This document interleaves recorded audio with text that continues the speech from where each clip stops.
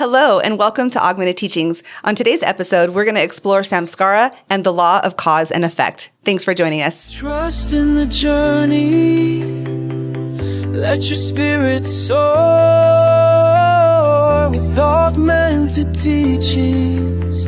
We'll open the door.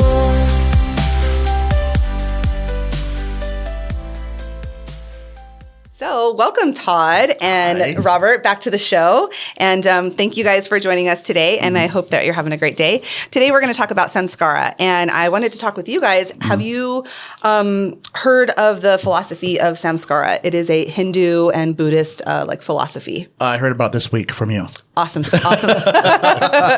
Well, what about you, Robert? Have you studied this or heard this in your past at all? The terminology is new to me, but I think the practice or the belief in the karmic cycle of life, it's the same thing. Right. Yeah. And, we talk about, this is a spiritual show, and we talk about lots of different philosophies and practices and things. And it's so interesting how, the Western philosophy has adopted so much of the Eastern philosophy. Yes. And, I've always called it cause and effect. Right. Some people call it karma. And, but through my spiritual experiences, I've come to understand that everything that we think, say, and do creates an imprint into what I call the tapestry of our soul. And whatever is woven in those tapestry, those are the things that we get to go through and grow through. And I do believe that as we clear up the causes, then we get to have a different effect. So I wanted to read a little bit about the Sanskrit word samskara. So it refers to the subtle mental impressions or formations created by past thoughts, intentions, and actions. And again, like we were talking about, and you've broken down how on the other side of the veil, all intents are known. Right.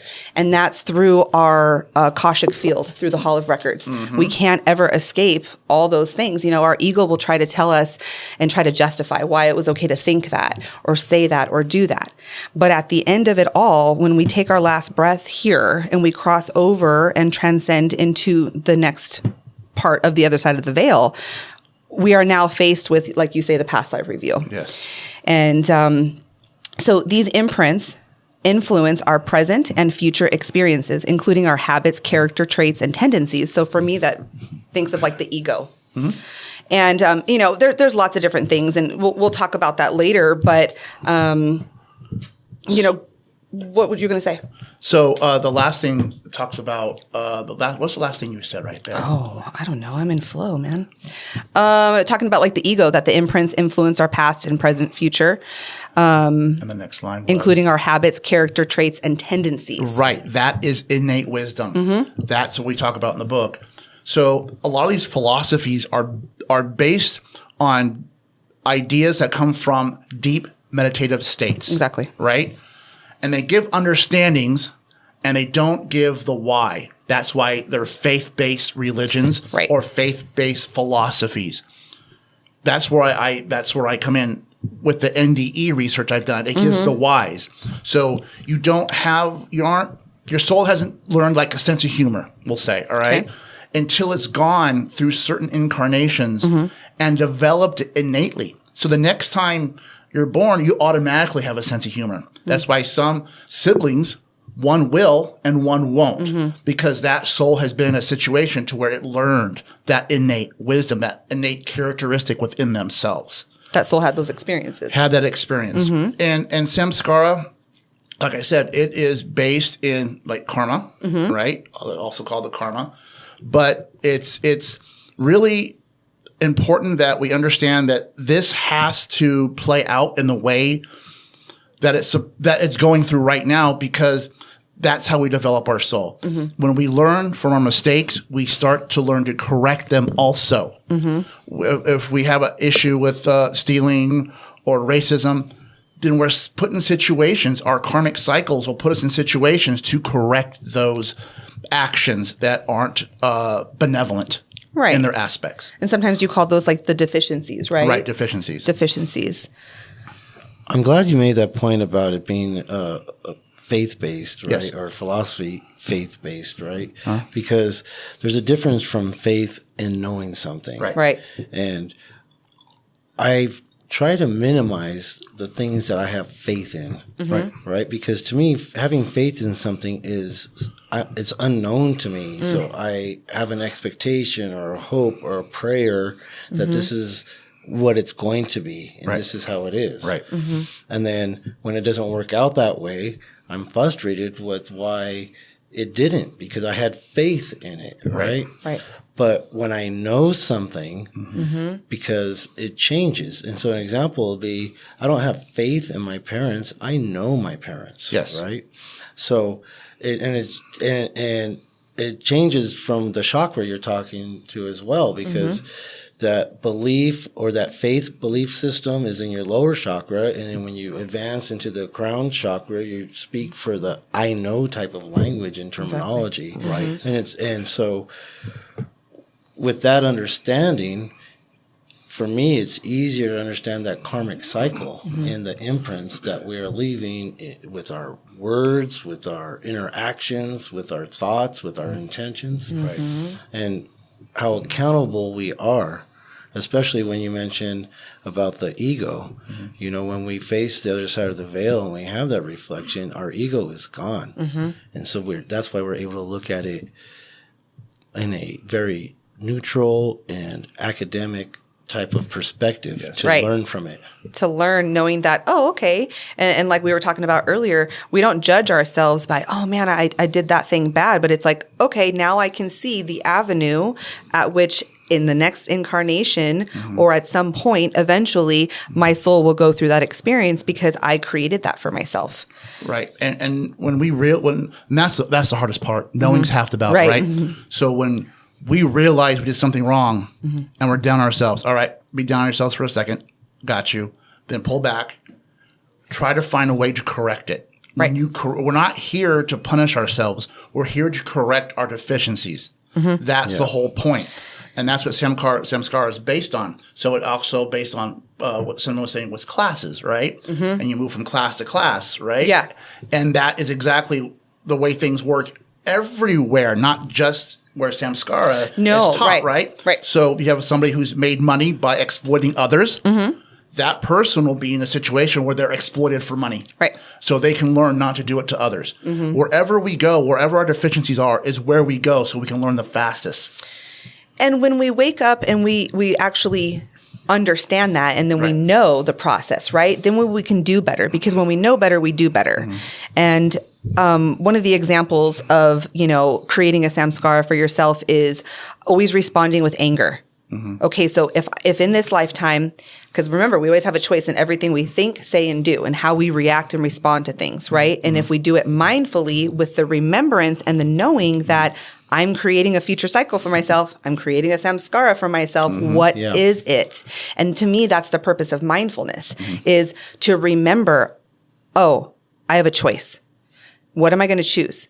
Am I going to show up with anger? Because now that's going to create those tendencies of my soul to react and to be angry. So then now in any future incarnations or experiences, either it's this timeline or another incarnation, we will now then have the vibration of anger in us because we've created that imprint. And then now the law of attraction will bring us more experiences to be angry until we learn to overcome and to stop reacting that way. Then we will remove those samskaras in a sense, I believe, over time. Breath work is one of the ways that people learn to overcome. To say, well, you get road rage, right? What do? You breathe it out. Yeah. Breathe it out. Exactly. So, and that's one thing that we really try to emphasize here is everything you do here in this 3D reality is double-edged. When you're good to another human being, when you go through your passive review, you will feel that. But also the positive energy that comes off that taps your karma towards being working for you instead of against you. Right. And vice versa. If you're a jerk to people, that you're going to feel that on the other side of the veil, but that karmic cycle is now moving away and moving towards hindering you or causing more friction in your day-to-day life.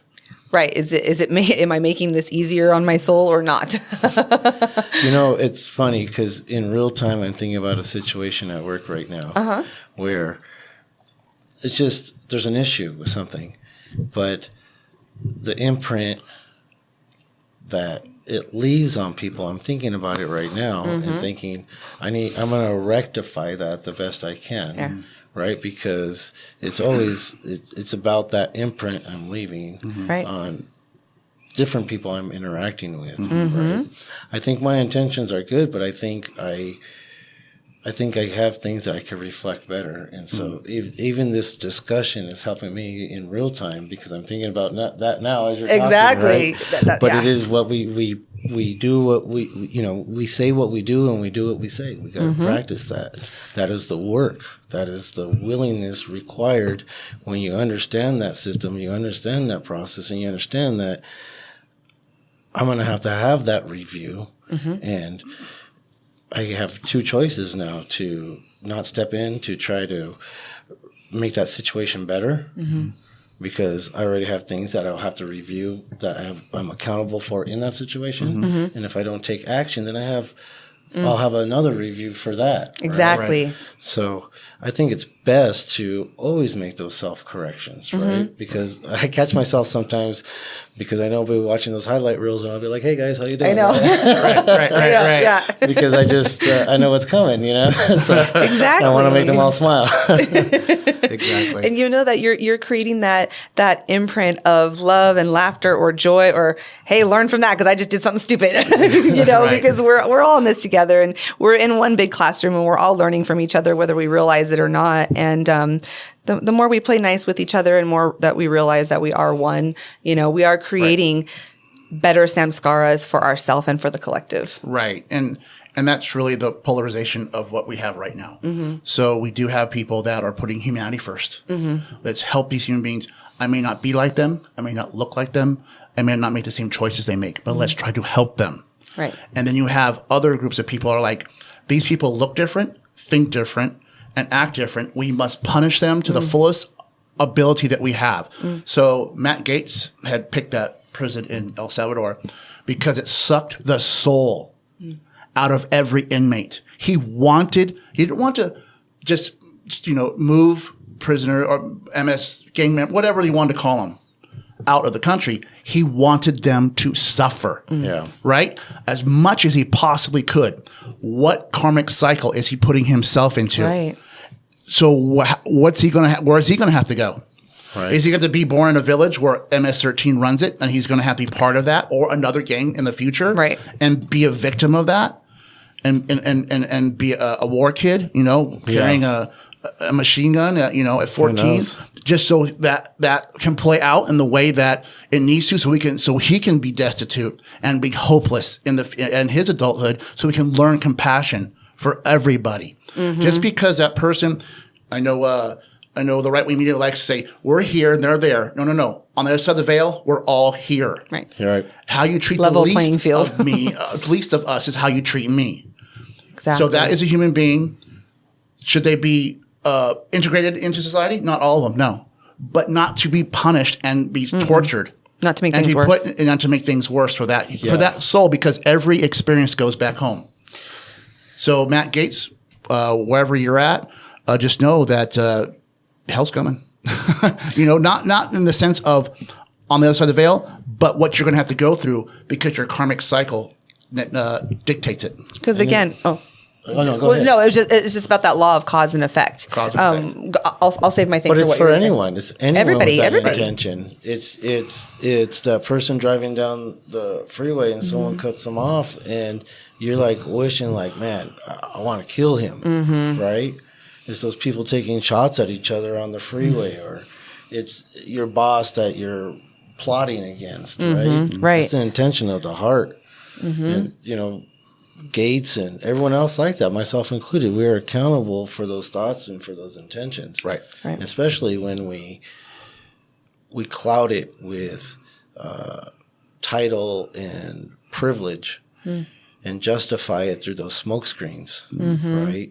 You can't put a smoke screen around the intention of your heart, which Creator will sees everything. Yes. Truly. And you can't hide from that, right? You can't hide from yourself. You can't hide from source. And truly, we can't hide from each other on the other side of the veil. And, this is the dream. The other side of the veil heaven. That's our home. That's where we're really from. You know, we come here to have these experiences that partially we set up. But I wanted to go back to what you were talking about a few moments ago. And there's this idea that if you can't help somebody, then at least please don't hurt them. Right. And please don't make it worse. Because we are supposed to be stewards of this planet and of each other, and ambassadors for life. Right. And so how can we show up better for each other? How can we help? How can we assist? And if we can't, and if we don't know how, then please don't make it worse. Right. And Nick sent me a short, and it was brilliant. It was Pete Holmes, right? Mm-hmm. And he's talking about whenever he's going through life, and somebody interacts, he sees a person begging, that's another me begging for change. Yes. Another me begging for change. He's on an airplane, they serve him a Sprite, and he's like, another me served me a Sprite. You did a great job. Because literally our souls aren't bound to one ethnicity or one region of the world or one gender. And realistically, every time you treat another person good, you are treating source good, and you're going back to source. So you treat yourself good. So when you realize that that's just another version of you, maybe not in this timeline or in this incarnation, but maybe someday. So we look at it as that's another one of me. That's another one of me racing down the road, right? And causing havoc. Did I do it when I was 18? Yes. Do I like it now? No. So, but that was me, and I have to give him a little slack in the fact that I had those moments in time. Show grace. Right. That reminds me of that Michael Jackson song, "You're Just Another Part of Me." Right. Just another part of me. I always like the parable of the Good Samaritan, right? Because it's not just about treating someone well that's in need, right?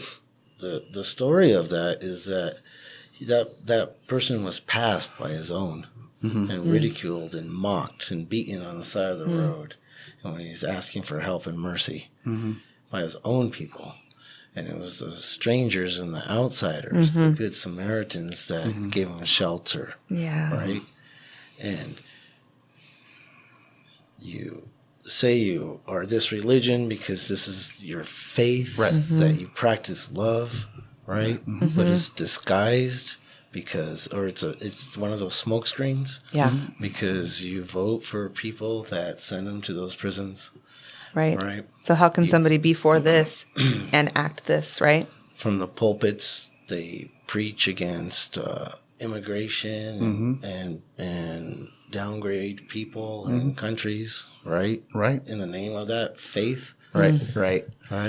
It's just those karmic cycles that we allow, right? And even myself, I said, well, this is just something small, right? I'm not a killer. I'm not a murderer. Right. What kind of karma I'm going to get? Right.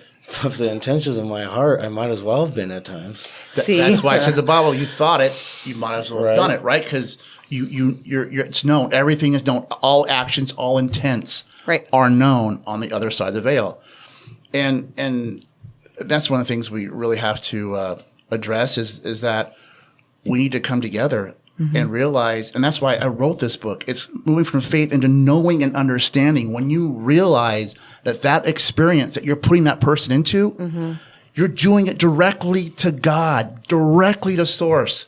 When those people were hurting that person on the side of the road, they were doing it to God. But one thing people don't realize is that the ones that learn the fastest, the ones that are getting the most movement towards compassion, humility, understanding, are the poor. The rich are learning half as fast or quarter fast, if not at all. They might even be reverting. But when you're poor, you learn compassion because you're going through it. Yeah. And that's what people have to realize. They look down on the poor. They look down on the homeless.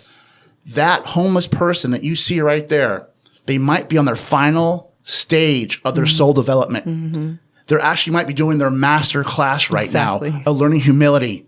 And you're humbleness. And you're looking down upon them.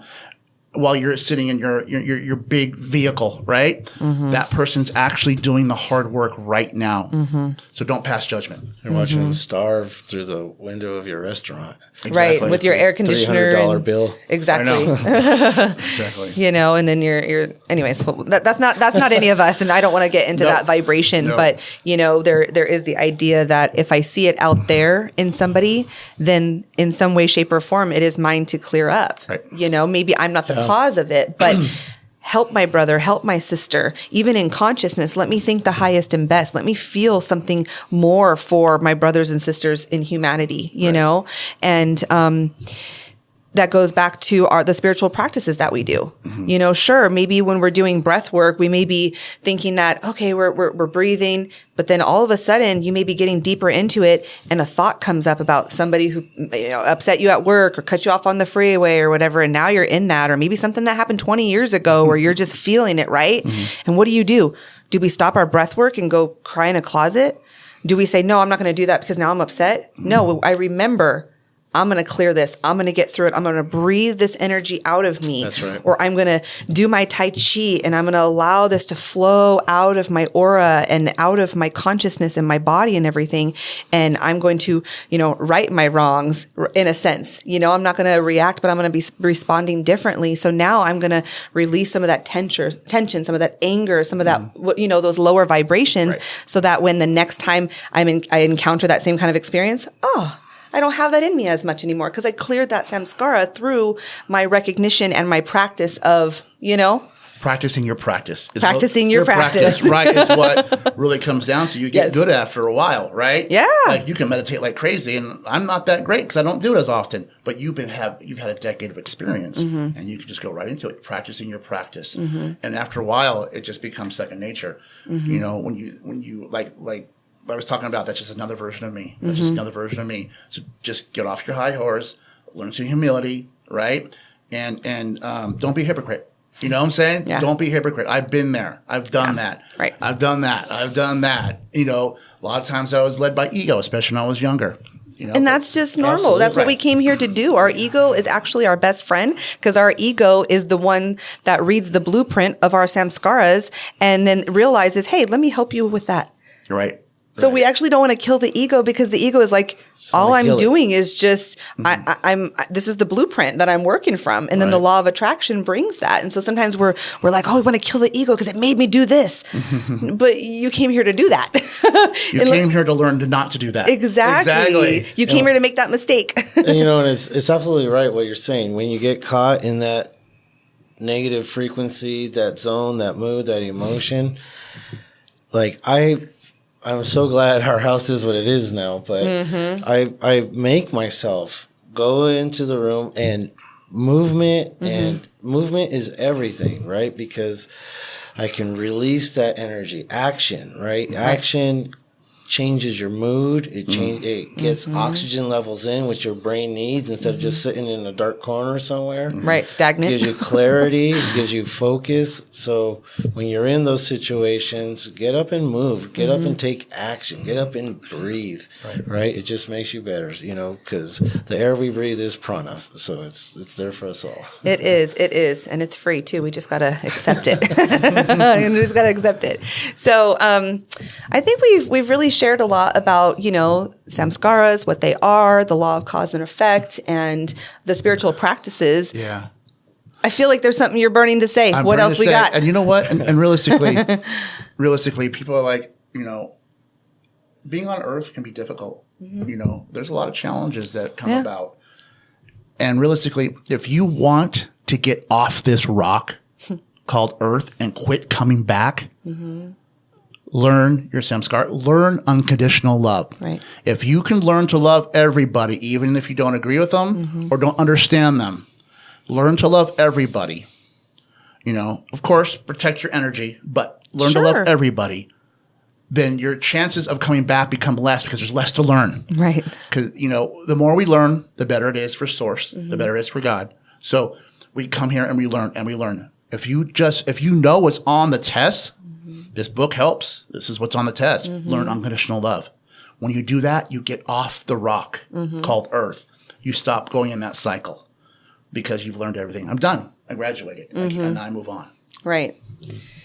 Do you believe that there are those souls that have, possibly cleared up a lot of their samskara, that are of a challenging samskara or whatever, and then they choose to still come here? Yes. To enjoy or to assist the other souls going through theirs? Is that what a marker soul would be? Or? A marker soul is usually a teacher, one of your teachers. They came in here a little more humble, a little smaller, a little more pushable, right? Okay. Not brash, and then just sees how everybody interacts with him. You know what I'm saying? And then when they go back home, they're like, "Oh, that guy I picked on in high school." That was my teacher. The guy I picked on at work was my teacher. The person, and I was supposed to learn not to do that. I was supposed to treat that person with love, even though that person didn't push for it. I was supposed to learn it on my own. Yeah. But yes, to get back what you're talking about, yes, there are souls that come back. Okay. They want more experiences because we get to relive our experiences over the joyful pleasure. Right. Especially now we have more things than we didn't have before. You know, say if somebody cleared up all their karma or some samskara in the 1800s, they didn't have deep dish pizza. You know what I'm saying? They want to come back and have that experience. Now right? we have more pleasurable experiences as a human. Right. So it's pretty fun to be a human, though. They want to have those experiences. They come back also at the risk of how the world treat you. And so you do risk creating more negative samskaras for yourself because now you're eating that deep dish pizza and you're enjoying it, and then you forgot that you're an enlightened being, and then you interact with the 3D reality with the humans, the lower humans. But the older soul, the older soul will have that innate wisdom. No, I know. To where they follow. They don't get triggered. They can't get pushed very hard this way or that way. Yeah. You know what I'm saying? They're pretty stout. Yeah. They're just wisdom. Like, I'm going to enjoy it. I'm not going to be ruffled. Exactly. Right? Exactly. Yeah. I got this path picked out for myself, and it's I'm here to enjoy. So you do choice. you and leave me alone. Right. But yeah, they also come back for a bigger reason. And whenever there's a new paradigm starting, a lot of the old souls will come back to help guide us into the new energy in a positive way. And the old energy always kick and scream, but eventually the new energy always wins out. And love always prevails. Always bet on love, always bet on God. I never bet on religion, but I always bet on God. So love always wins in the end. And there's souls, old souls right here, right now, many more than before, that are helping push that. Right. Just takes time. Yeah. Yeah. Right on. Any final words, thoughts? No, great Anything talk to share? as usual. All right. Appreciate it. Well, thank you guys both, and I'm excited for the next episode. Me too. Thank you guys for watching. Always have love and laughter in your heart, and keep moving forward. Bye. Bye.